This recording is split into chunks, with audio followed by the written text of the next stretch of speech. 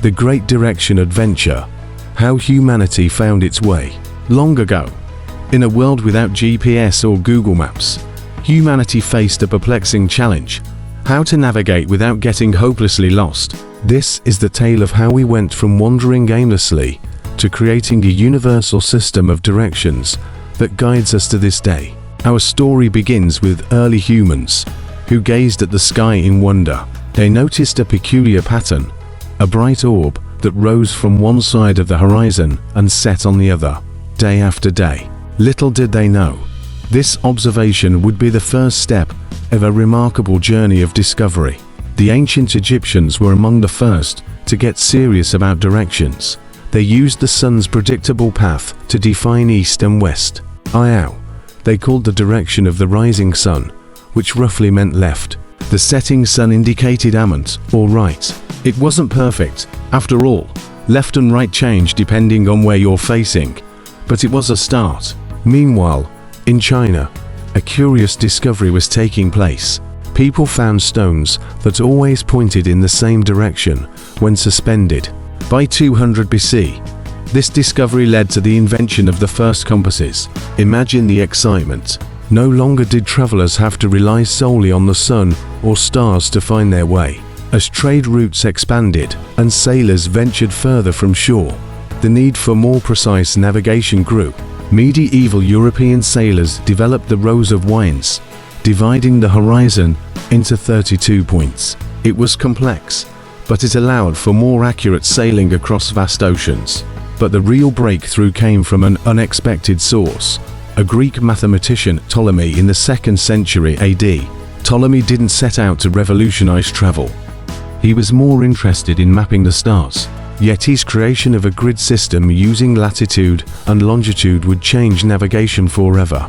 He had essentially turned the entire Earth into a gigantic coordinate plane. Over time, these various systems merged and evolved. The 4 cardinal directions, or north, south, east, and west, became standardized. But here's a twist in our tale. North wasn't always the top of the map. Many medieval European maps put east at the top, because that's where the sun rises. This is why we still use the word Orient when talking about directions. As centuries passed, our methods of finding directions became more sophisticated.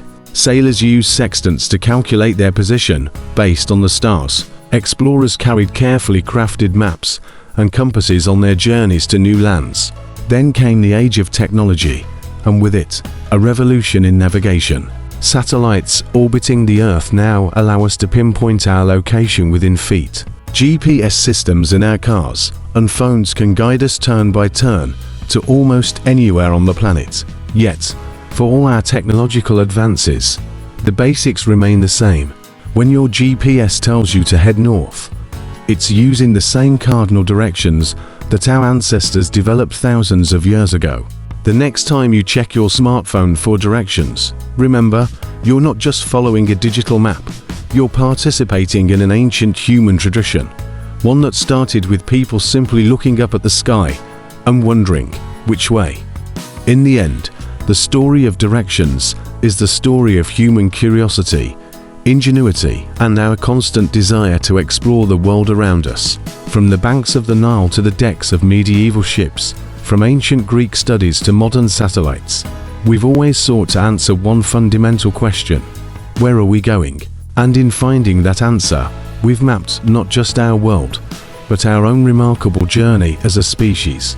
So the next time you confidently tell someone to go west, give a little nod to all those who came before us, who looked at the vast, mysterious world and dared to find their way through it. After all, without them, we might still be arguing over whether to turn left at the big tree or right at the oddly shaped rock. Like, share and subscribe for more interesting videos like this.